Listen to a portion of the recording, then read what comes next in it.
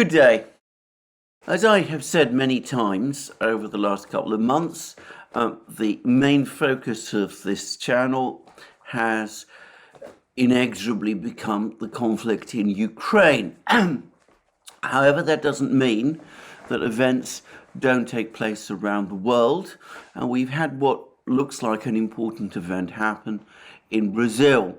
This is the protests or riots in Brasilia, the storming of a number of important government buildings, the office of the President of Brazil, the Congress building, and the building of the Supreme Court of Brazil by supporters or erstwhile supporters of the former President Jair Bolsonaro, who many of whose supporters challenge the claims of his loss in the recent Brazilian presidential election. Now, inevitably, there have been claims that this was a precursor to some sort of coup attempt. There have also been all sorts of claims made that this is somehow an analogue of events which took place 2 years ago in another country in the Americas after a disputed election. I'm being extremely careful in my use of words, as some of you may realize. On the latter point, I should say that I disagree. It seems to me that the differences are profound as to whether this was an actual precursor to a coup. Well, I think we're going to have to find out. We're going to have to get more information and form our views when the investigations as to what happened take place, as I suspect they will over the next few weeks and months. I would add that in respect of the events which took place in that other country 2 years ago, there have been all kinds of investigations, and those investigations, perhaps contrary to the intentions of their instigators, have, in my opinion, provided information which leads to diametrically opposite conclusions to the ones that the instigators of those investigations would want us to believe. Now, on the events in Brasilia, I'm going to simply say this. I'm not in a position to make any comment about the conduct of the Brazilian election. I'm not an observer of Brazilian politics. I'm not familiar with them. It was a closely fought election. The winner, Lula da Silva, was widely expected to win the election before it took place. He did win the election, but by a smaller margin than many had anticipated. I'm not going to try and second guess the outcome of that election. It seems to me that if President Bolsonaro and or his supporters want to claim that the election was fraudulent in some ways, then presumably there are mechanisms, legal mechanisms for them to do that.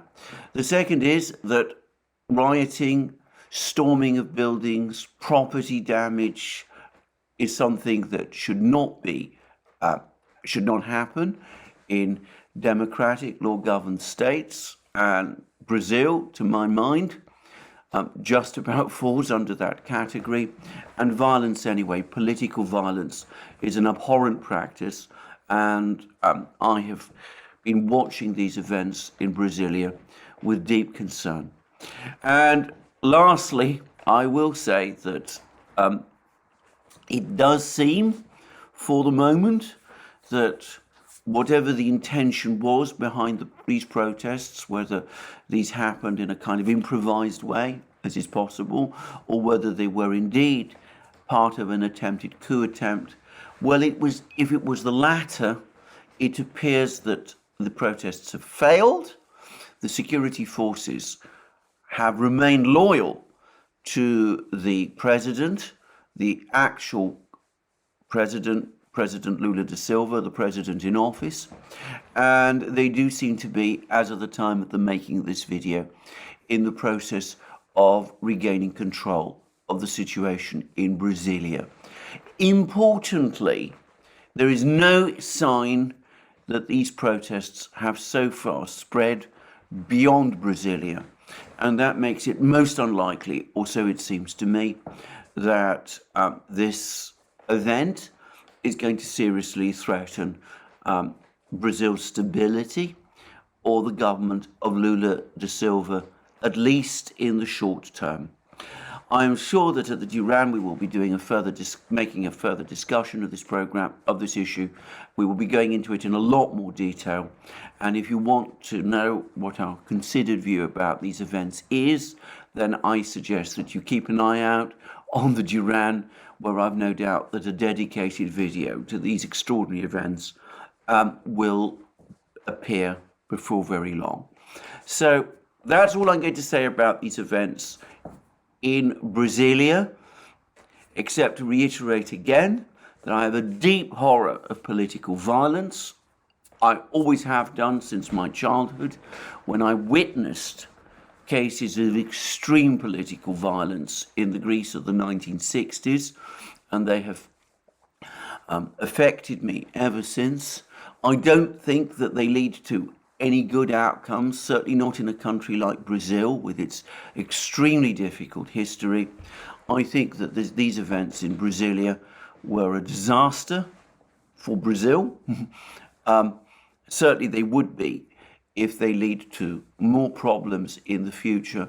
And I hope that political tensions there will abate, and that if people do have grievances, genuine grievances, about the Brazilian elections, that they will be able to pursue them through legal avenues. And I also hope, again, in the interests of stability, that if those legal avenues are pursued, then the authorities will be wise and will not seek to block them. So that's all I'm going to say about the events in Brasilia. As I said, if you want a more measured and complete analysis of this from us in the Duran, we'll wait for the video which is to come.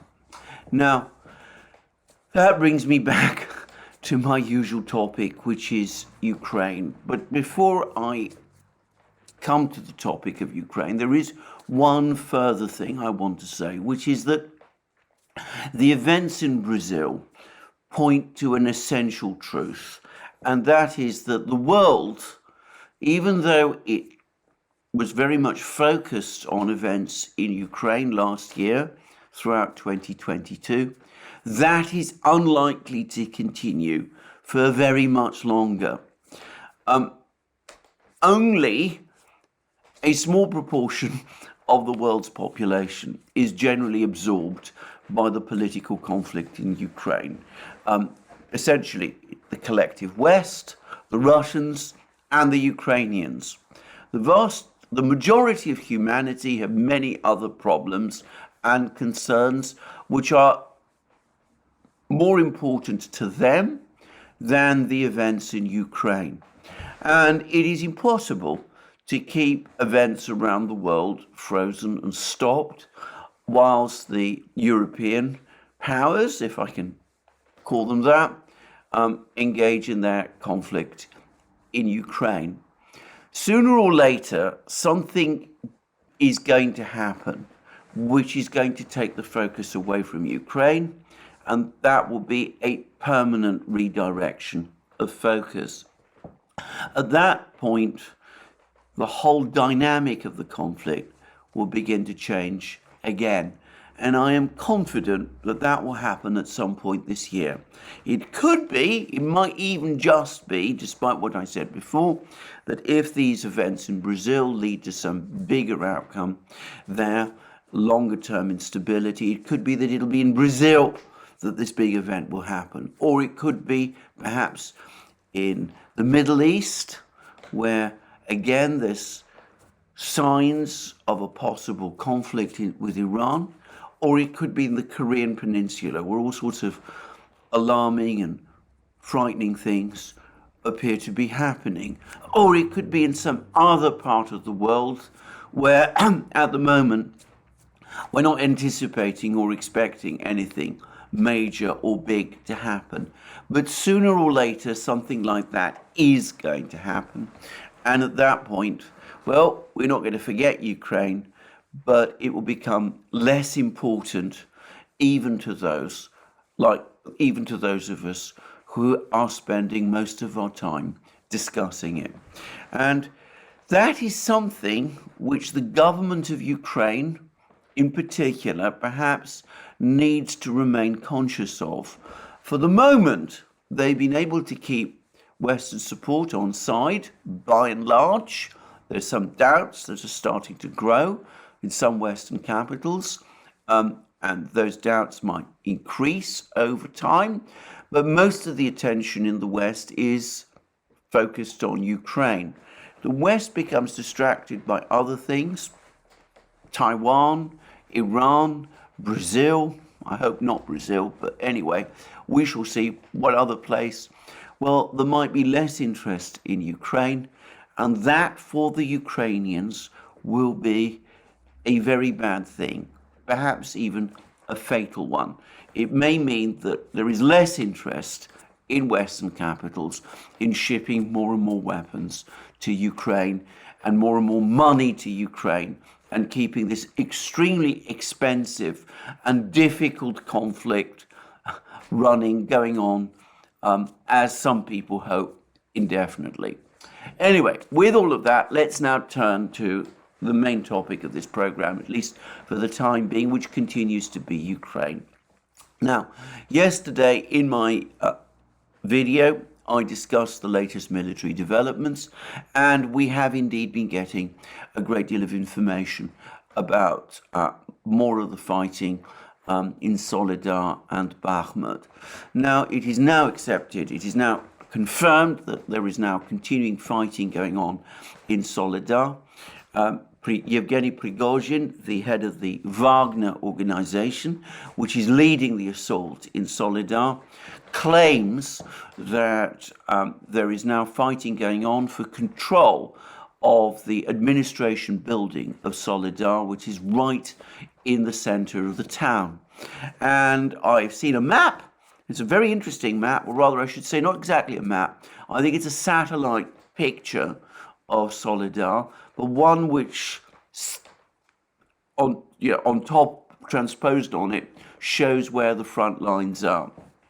And it makes it clear that the remaining Ukrainian holdouts in Soledar are now surrounded on three sides. That the Russians, no doubt with the Wagner organization assault troops in their vanguard, at their head, are pushing towards Soledar from the east towards the west, towards the western fringes of Soledar, where the Ukrainians are still based. They're attacking, as I said, the central administration building, the Artyomsol plant, whatever that is exactly, also in the center. But there are also now concentrations of Russian troops to the north and the south. There is still an exit corridor for Ukrainian troops to the west, but it looks as if it's becoming increasingly difficult to keep those troops in Soledar supplied. No doubt it's easy to shell any reinforcements and supplies that try to enter Soledar from this western corridor. To be frank, it looks more like an exit corridor rather than an entry one in terms of reinforcements and supplies. And in fact, we've now had a claim made by the spokesman for the military forces of the Lugansk People's Republic. And this is a person called Ivan Filiponenko, and he spoke to Russia's Rossiya 24 TV channel today. Now, I should say I'm not clear whether the armed forces of the Lugansk People's Republic, which have now, by the way, been incorporated within the Russian military, are involved in this fighting in Soledar. Soledar is, after all, in the Donetsk People's Republic, not the Lugansk People's Republic. But I suspect that Mr. Filiponenko is reasonably well informed about what is going on, though we must always allow for biases, for perhaps exaggerated and over-vivid descriptions of what is actually taking place. And anyway, this is what the official Russian news agency TASS, this is what it reports Mr. Filiponenko as having said. In Soledar, we are seeing a massive flight of the enemy, that is to say the Ukrainians, from urban areas. The main defense of Ukrainian troops in this sector consisted of the 61st Separate Mechanized Brigade. According to our intelligence data, I presume he means the intelligence data of the Lugansk Republic, but anyway, whatever. According to our intelligence data, the brigade's commander, under the nickname of Skya, has instructed subordinate battalion commanders to organize a retreat of remaining and surviving units from the city, beginning in the evening and during the night. And that's presumably this evening and tonight. And Mr. Filiponenko is then quoted as saying, in order not to attract the attention of other units deployed in the same responsibility zone, this evacuation, retreat from Soledar is being conducted as discreetly as possible. Indeed, President Zelensky has just last night made a statement that the Ukrainians are still holding out in Soledar, though the situation there is becoming very difficult. But then Mr. Filiponenko went on to say, the flight of the units did not go unnoticed, and there are instances of growing panic. And currently, Ukraine's military and political leadership is trying to convey the notion to their units in the Bakhmut sector that this is not a decampment, and that this is a planned rotation, and that they will be replaced by reinforcements at any moment. Well, this is their common practice, to keep convincing their troops until the last moment that they're not surrounded and not retreating. And in the end, it turns out, this has happened before, that these troops find themselves precisely surrounded and either surrender or are completely wiped out. And that's all from Mr. Filiponenko.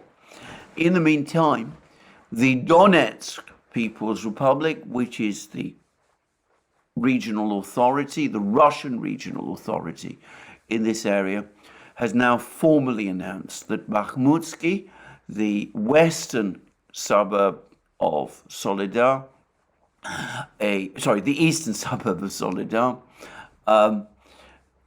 which has been fought over fairly recently, that it has now indeed been captured by the Russian forces, and that the Ukrainians have been expelled from its territory. Now, that's what we are told by all of these officials. There are lots of other reports from the ground, and these are much more difficult to confirm. I saw a report, for example, that Krasnaya Gora, a village to the north of Bakhmut, lying somewhat between Bakhmut and Soledar, and an important village because it is astride the road from Bakhmut to Siversk in the north. I explained its importance in my long video yesterday, that Krasnaya Gora has now been captured by the Russians. And I've also read reports that Opitnoye, to the south of Bakhmut, another village also astride a road leading up to Bakhmut from the south, that has been captured by the Russians too. When I say the Russians, this particular report attributed the capture of these two places, Krasnaya Gora and Opitnoye, to the Wagner organization, which no doubt is playing a key role in the fighting in Bakhmut, but of course it's not the only Russian formation that is in fact involved in this enormous battle. And whilst I am on the topic of the Wagner organization, its chief, or Yevgeny Prigozhin, has made some really extraordinary claims about Bakhmut itself. He's talked about how the town, underneath the town, there's a huge labyrinth of salt mines and bunkers, how the Ukrainians turned this into a kind of fortress area using the salt mines, this complex web of tunnels, that they can even keep armored vehicles hidden in these tunnels and large numbers of troops. It sounds a little bit like the stories one used to hear about the Azovstal steelworks in Mariupol. I should say that the claims about the Azovstal steelworks and the labyrinth of tunnels underneath the Azovstal steelworks seem to have been somewhat exaggerated. And the way Prigozhin describes this extraordinary complex of tunnels and salt mines garrisoned and equipped by the Ukrainians under Bakhmut does have, again, something of a James Bond quality about it. But anyway, that's what he said, and no doubt when Bakhmut falls, as it now looks increasingly likely to do fairly soon, we will find out how much truth there is in these rather extraordinary claims. For the record, I think what probably provoked Prigozhin to make these claims is a really, I think, frankly, malicious claim from the British Ministry of Defence that Prigozhin's eagerness to take Soledar and Bakhmut is because he wants to capture its salt mines, its giant salt mines, and add them to his huge business empire. It's a complete misreading of the man and of the entire situation. The salt mines, by the way, in Bakhmut and Soledar do exist. They are indeed enormous and have a long history behind them. In the 19th century, they were something of a tourist attraction, apparently, an international tourist attraction, and they remained so to some extent during the Soviet period as well. I don't know whether they have been more recently. But I think both the British claims about Prigozhin's commercial interests in these mines, which to my mind looks to be an attempt to try and impose a mercenary motive on what Prigozhin is doing, as opposed to a patriotic one, and Prigozhin's, as I say, Bondian claims about this vast network of tunnels and bases and information complexes and data processing and headquarters, underground headquarters. Well, all of that, as I said, I'm going to treat with huge skepticism until information comes to light, when we will know otherwise. Well, in which case we might learn otherwise. But until that happens, I'm going to wait and see. Anyway, on Soledar, on the topic of Soledar, just to finish with Soledar, it does seem, as I said, that the remaining Ukrainian troops there are in semi-encirclement, and I can't really see that there is much option for the Ukrainians but to retreat if they want to save their remaining troops in Soledar. And if it is true that Krasnaya Gora and Opitnoye have now been fully captured by the Russians and that they have consolidated their positions in these two places, then Bakhmut is essentially surrounded on three sides as well.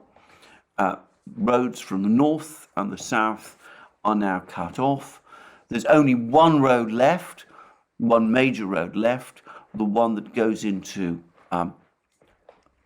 Bakhmut from the west, still under nominal Ukrainian control.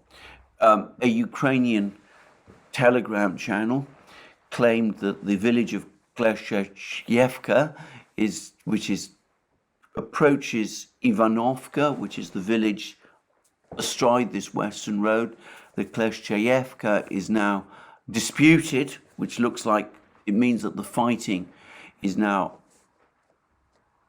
within that village itself, in which case it's likely that this western road, the one that passes through Ivanovka, is going to be cut before long as well. So that's where we are with the fighting in Bakhmut. It does look as if there is a continuing major Russian advance underway. We'll have to wait and see whether it is really the case, as Mr. Filiponenko told TASS, that the Ukrainians are going to withdraw their remaining forces from Soledar under cover of darkness during the evening and night later today. Well, that's the situation in Bakhmut. Less information about what is going on other battle lines, but growing rumors that Ukraine is having to redeploy, or is in the process of redeploying, large forces, remaining reserves to its northern borders in light of the continuing big Russian build-up in Belarus.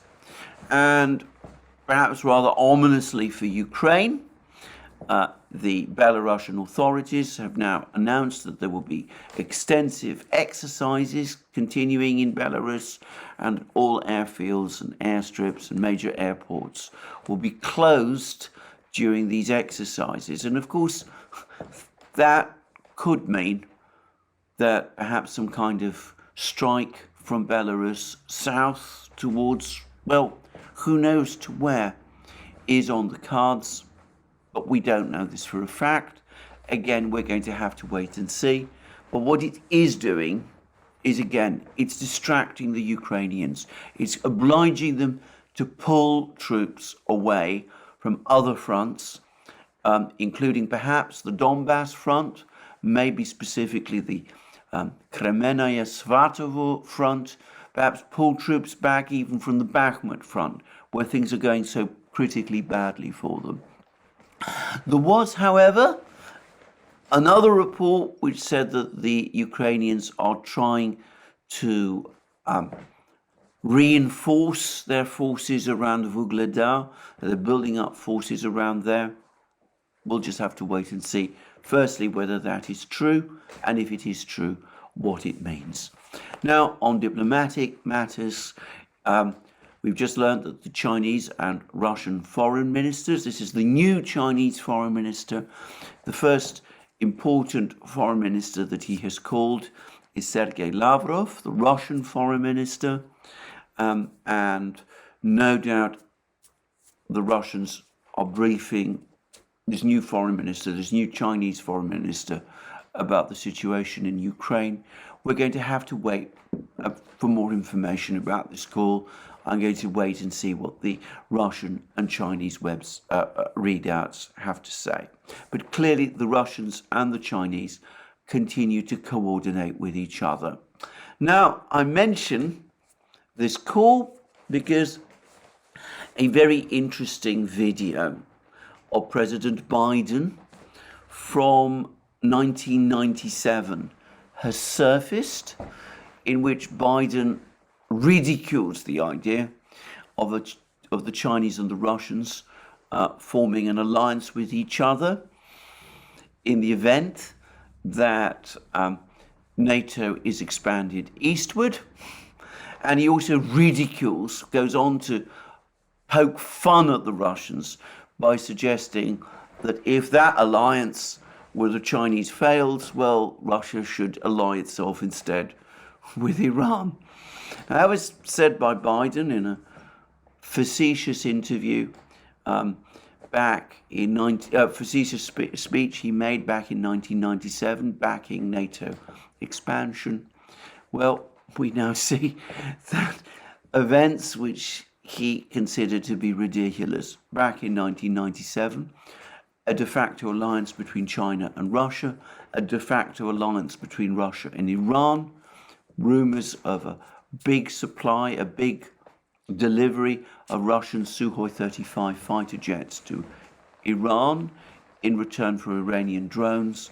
Well, all of these things which Biden back in 1997 thought so ridiculous and which he ridiculed and mocked in that kind of way, it made jokes about, all of these things have now, largely as a result of that very same NATO expansion policy that he advocated back in 1997, all of that has now come to pass. Anyway, talking about Iranian drones, there's lots more rumors and discussions and speculations about more Russian missile and drone attacks on Ukraine to coincide with the spell of very cold weather that we're now starting to see happen in this part of the world, in Russia and Ukraine.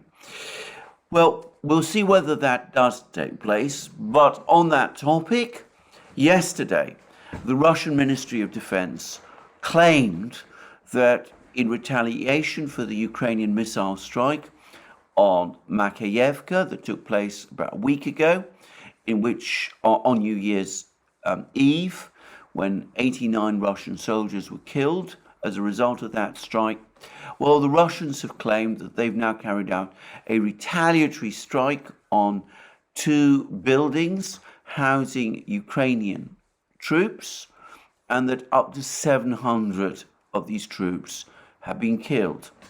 The Ukrainians have denied those claims.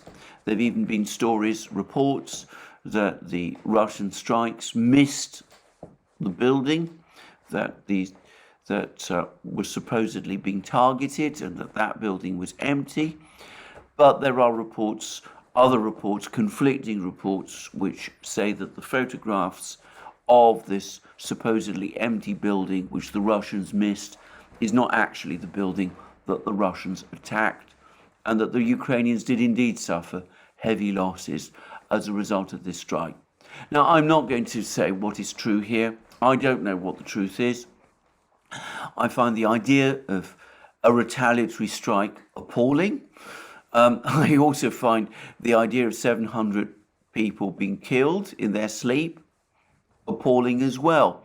I would reiterate again, though, that this is a war, and that in a war-type situation, large numbers of people are indeed killed in air and missile and artillery strikes, and that this is this would just be another example of this.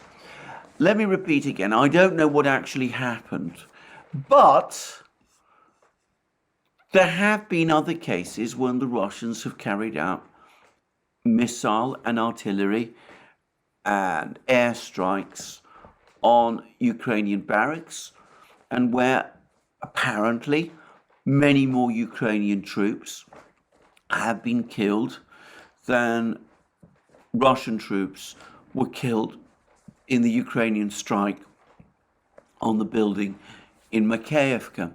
And I was reading with interest an article by a journalist, Dimitri Laskaris, presumably Greek or of Greek extraction, in which he discusses certain interviews with Western fighters, people from the West who have gone to fight in Ukraine, and the very harrowing accounts that these people are giving.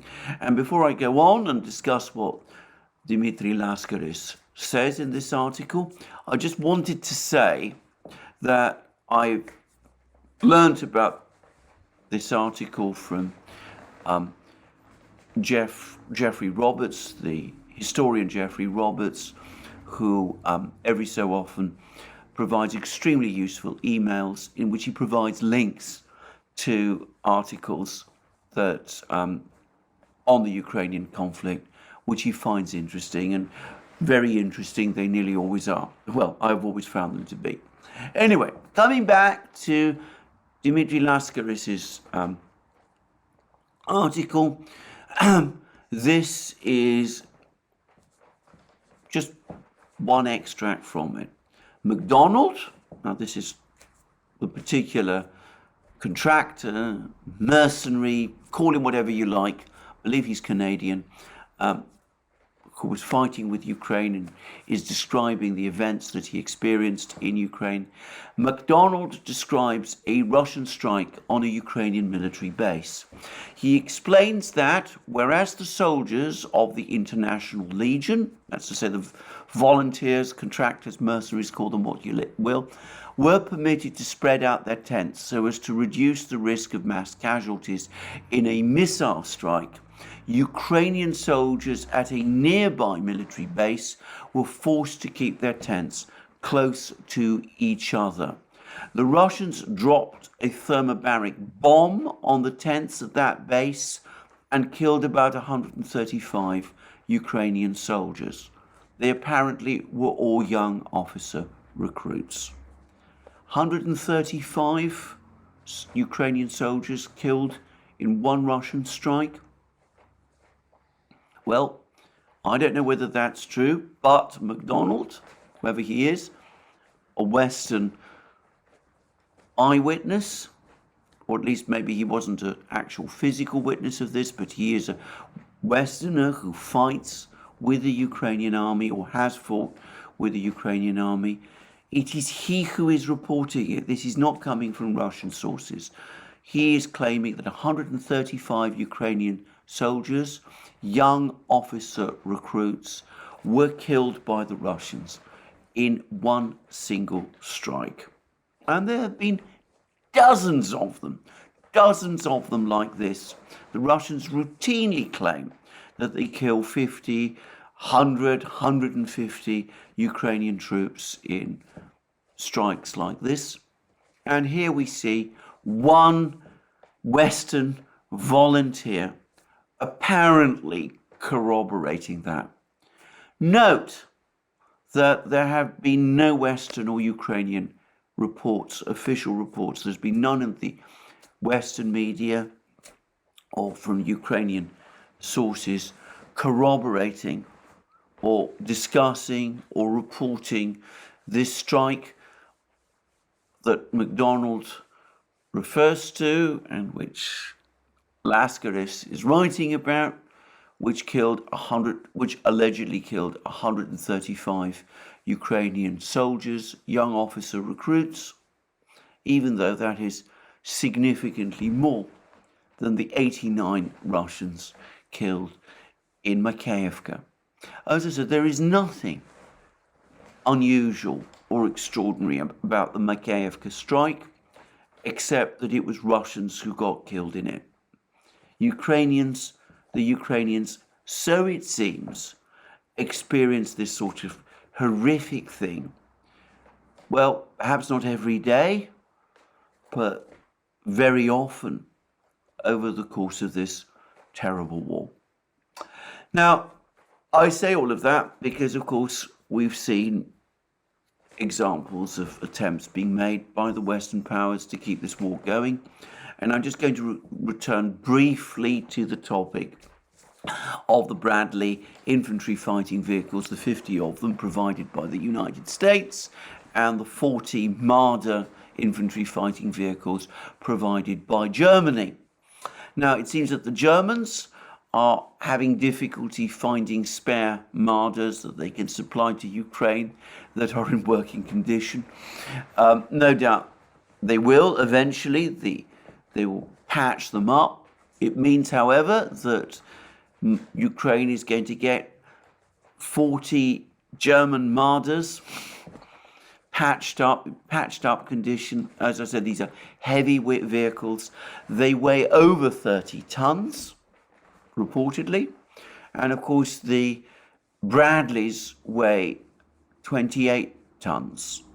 Now, a regular correspondent who writes to me, sends me emails, who I believe has a background in the Indian military, he's taken issue with some of the things I've said about armor and lightness and thinness and heaviness of armor. I'm not going to get into that part of the discussion, but he's made a point that The Bradley has very thin tracks as compared with Russian armor, which generally has wide tracks, better for operating on swampy soil. Wide tracks mean that the ground pressure from a vehicle is less. Thin tracks means that it is greater. The Bradley obviously has thin tracks because it was expected to operate in areas like Central Europe where there are lots of metalled roads. That may not be the case to anything like the same extent in Ukraine. But regardless of that, it is the weight of these vehicles that it seems to me is important. And I come back to the point that I made previously, that weight is critical in assessing the maintenance load of any particular vehicle.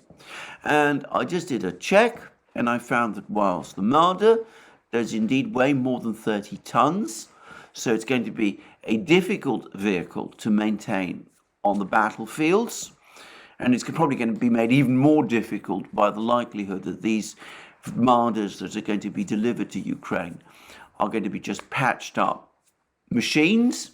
But anyway, that's another story. The Marder weighs over 30 tons. The Bradley weighs around 28 tons. By comparison, the infantry fighting vehicles that Russia uses, the BMP-2 weighs around 15 tons, and the BMP-3, which is increasingly becoming the most important Russian infantry fighting vehicle in the fighting in Ukraine, it weighs around 20 tons. They are significantly lighter, even though I'm told they have roughly the same levels of armor protection as the Western vehicles. And in the case of the BMP-3, they have heavier armament. And in the case of the BMT-2, they have similar armament to the Bradley and the Marder. So there we go.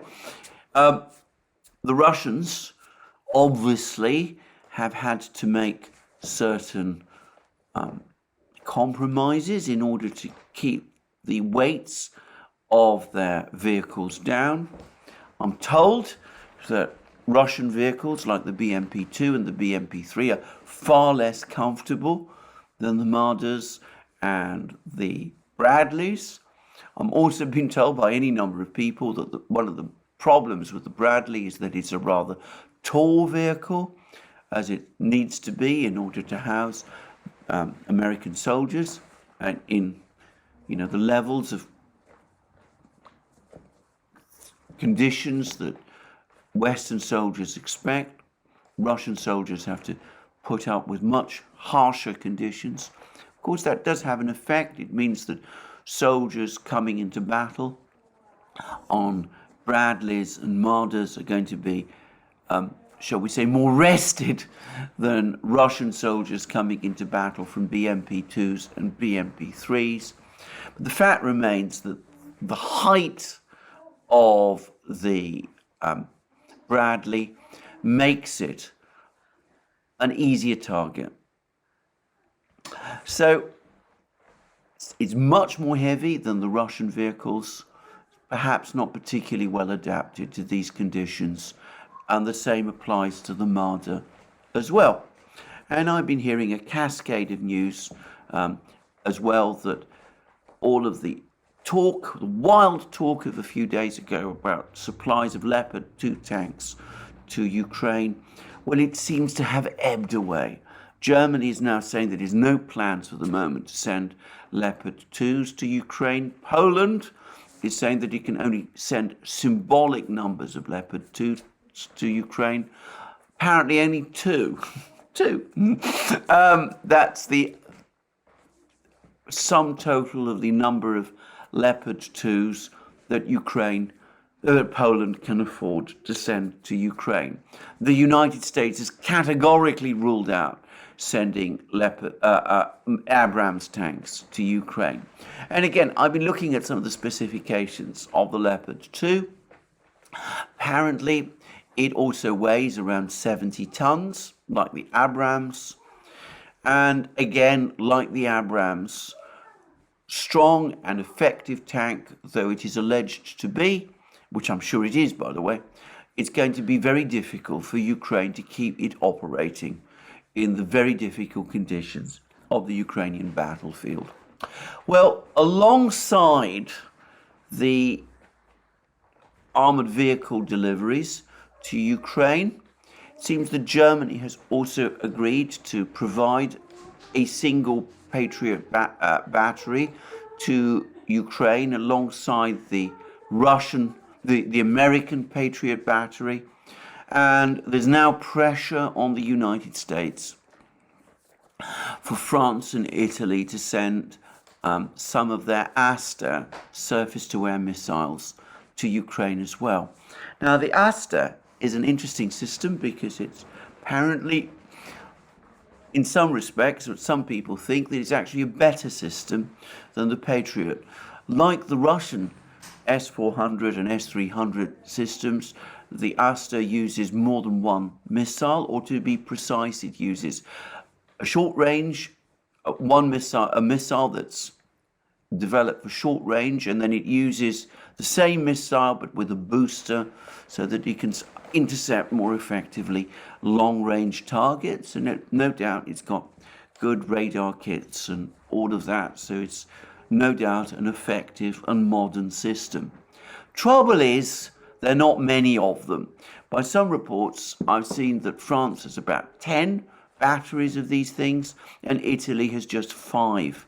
So giving even 1 or 2 of these systems to Ukraine would deplete significantly French and Italian arsenals. Well, we'll see whether Macron and Meloni do that. If they do that, I predict that the French and Italian militaries will be very angry, but who knows. Whilst I'm on the subject of weapons production, deliveries, I wanted to now discuss an article that has appeared in Bloomberg, and which has been sent to me, by the way, by Brian Beletic. And the Bloomberg article makes a rather interesting claim. I've discussed in recent programs, both on this channel and on the Duran, the fact that industrial production in Russia, contrary to all expectations, seems to have revived from about midsummer and apparently is now surging forward.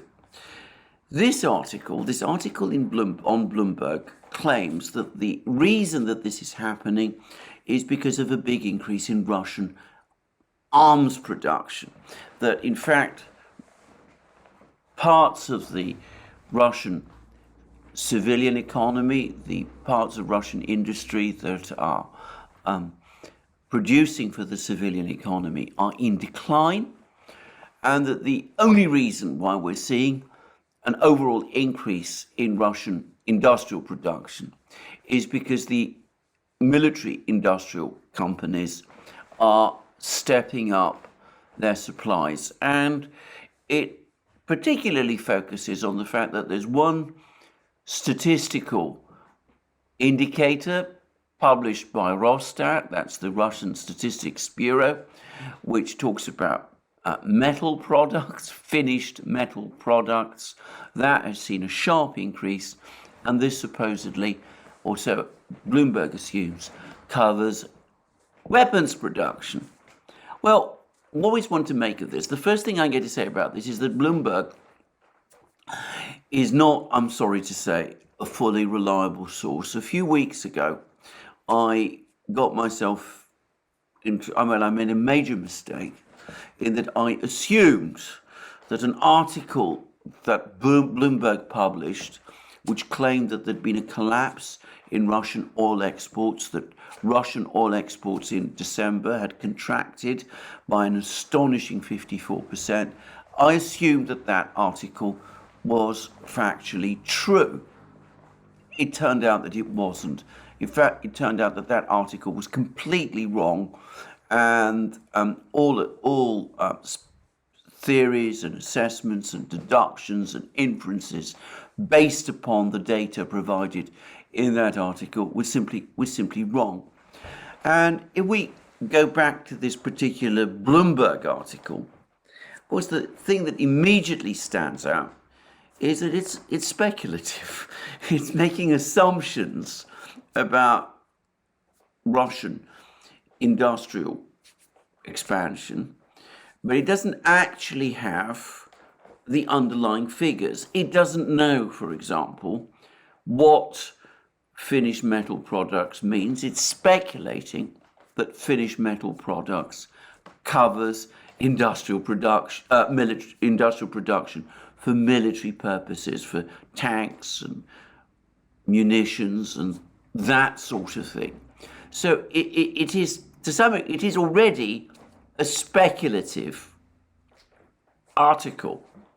The other thing is, it provides a chart of various other aspects of the Russian industrial economy, the civilian economy, what is unequivocally the civilian economy. And these also appear to show either growth or rather limited contraction by comparison with finished metal products, which are growing faster. So even if we assume that part of the expansion in finished metal products is indeed down to military production, the rest of the figures don't really point to the kind of industrial collapse that had been widely expected when the sanctions were imposed way back in January, February. But is this speculation even true? I mean, can we really, based on what the rest of what we know about Russia's industrial economy, make assumptions that the only thing that's propping up the Russian economy now is increased weapons production? And I would add that the Bloomberg article makes some really rather extraordinary claims. It's claiming that Russia's budget surplus is vanishing, that the Russian economy, the Russian budget is soon going to be in deficit, and that means that it's not going to be able to continue to place these huge orders for Russian military production, and that this is an unsustainable expansion that is certain to end before very long. Well, is any of this true? Well, the first thing I'm going to say is that I have absolutely no doubt at all that the Russian industrial production for the military is indeed increasing. In fact, I've been saying this.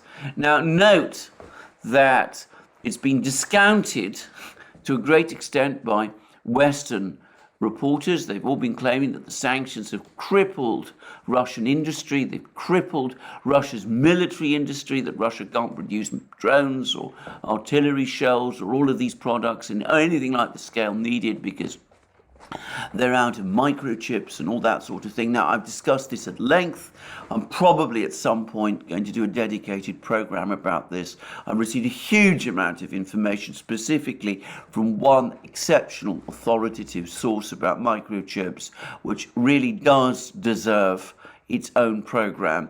But anyway, for the moment, all I will say is that this article in Bloomberg really doesn't square with the claims about a collapse, the difficulties Russia is supposed to be having in production of military goods. Either production of military goods are skyrocketing and are supporting the entire economy, as Bloomberg is now claiming, or the Russians are running into massive problems finding spare parts and they can't keep up production of cruise missiles and shells and all of those sort of things because they're being suffocated by Western sanctions. The two are not really fully consistent with each other. But let's put that aside. I have no doubt that Russian military production is indeed surging. And I have no doubt as well, by the way, that that is causing an overall rise in the industrial production figures. If Russia is making many more shells, many more tanks, many more armored vehicles, many more drones, all of those sort of things, then almost certainly that is feeding through into the statistics for industrial production, and that partly explains why industrial production, the statistics show that industrial production is rising. However, is that as important as Bloomberg thinks? Firstly, on the question of the budget, yes, it is likely that in 2022, overall, Russia will have an overall deficit on its federal budget of around 2% of GDP. And the Russians expect that they will have an overall deficit on their federal budget for 2% of GDP in this year, 2023 also.